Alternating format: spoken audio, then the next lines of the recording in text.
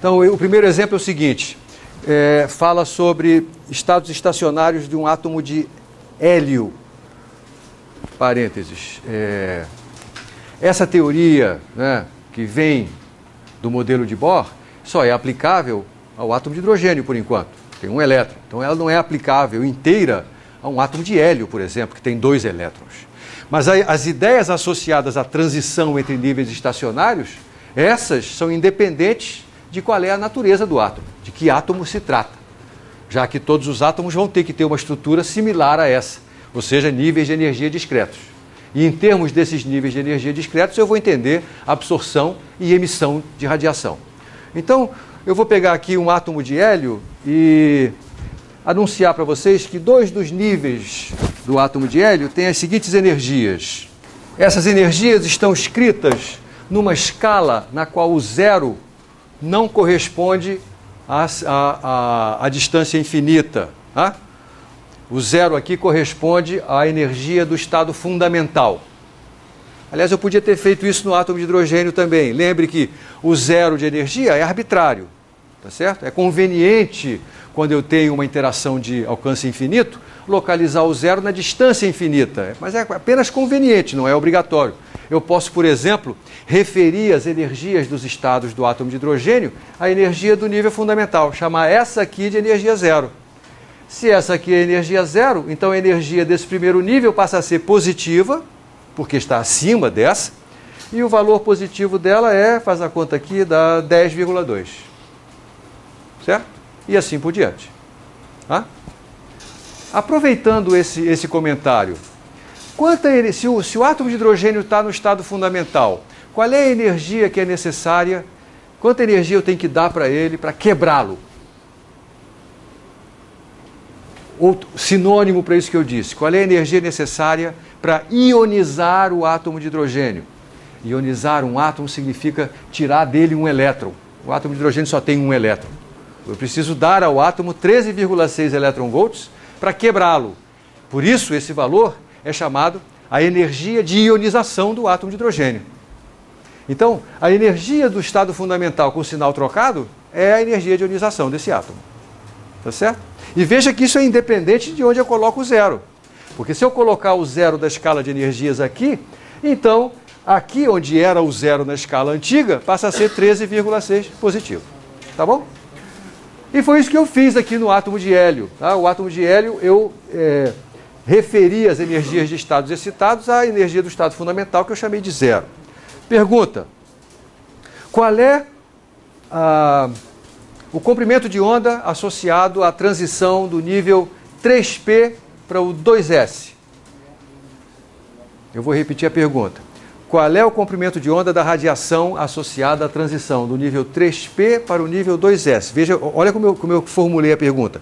A radiação associada à transição, certo? Na verdade, essa pergunta se desdobra em duas. Quando eu falo da transição do nível 3P para o nível 2S, eu estou falando de uma transição de absorção de fóton ou de emissão de fóton. Eu estou indo de um nível de energia mais alto para um nível de energia mais baixo. Estou falando de emissão de fóton. Beleza? Qual é o comprimento de onda associado a essa emissão de fóton? Aqui, ó. A energia do fóton é a diferença dessas duas energias. E a energia do fóton é Hc sobre lambda. O esquema de solução está no quadro, né? Eu vou passar a lambda para cá e a diferença de energias para lá. Que unidade será conveniente utilizar nesse problema? Elétron-volts, com certeza, a energia está sendo dada em elétron-volts, né? E eu sei o valor desse produto em unidades que envolvem elétron-volts. Dividido pela diferença de energias, isso aqui vai dar 2,5, não é isso? Confirmando que se trata de fato de um fóton de luz visível, porque os fótons de luz visível têm comprimentos de onda, grosso modo, entre 400 e 700 nanômetros, ou entre 4.000 e 7.000 angstroms, certo? Eu quero descobrir todos os comprimentos de onda que podem ser emitidos, todos os comprimentos de onda que podem ser absorvidos por esse átomo abstrato, supondo que ele só tem esses 3 níveis. Uma maneira interessante de ajudar o seu raciocínio é você desenhar os degraus da escadinha. Acho que facilita a sua visualização. Eu vou fazer isso. Tenho 3 níveis. Vamos primeiro falar do espectro de absorção. No espectro de absorção, a temperatura ambiente, quais são as setas que representam as transições possíveis? Onde é que elas começam? Começam no estado fundamental.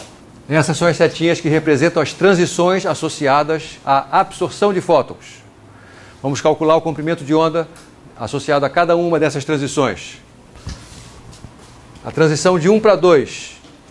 O comprimento de onda vai ser HC dividido pela diferença de energia.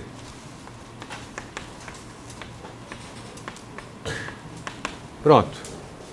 Só para simplificar a minha vida. Então, lambda de 1 para 2, vou escrever assim, de 1 para 2 vai ser, então isso aqui vai dar 1240, dividido por essa diferença de energias, que é 3. Outra vez, outra linguagem que eu vou utilizar, uma raia no espectro visível. Estou usando a palavra raia como sinônimo de linha espectral. De 1 para 3, 248. E o espectro de emissão, como é que é? Quais são as possibilidades do espectro de emissão? Aqui, vai aparecer essa transição possível, de 3 para 2. E ela não está associada a nenhuma transição do espectro de absorção, que seria do 2 para o 3. Ela não está aqui. Vamos calcular quais são os comprimentos de onda desse espectro de emissão. Quantos cálculos eu preciso fazer? 1. Porque essas duas transições aqui, são simétricas às transições de absorção que eu já calculei. Nós sabemos que aquilo que aparece no espectro de absorção certamente vai aparecer no espectro de emissão também, associados a transições entre os mesmos 2 níveis. Mas o espectro de emissão tem coisa a mais. Tem essa transição que não aparece no espectro de absorção. Então só preciso calcular essa, que eu vou chamar de lambda 3,2. E qual é a conta que eu tenho que fazer? Não é por menos 2, não? Por menos 2? Não. Porque troca a ordem, né? Não tem radiação com comprimento de onda negativo, né?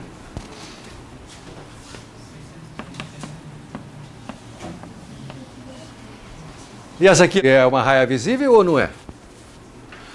Qual é a cor dela? Vermelho.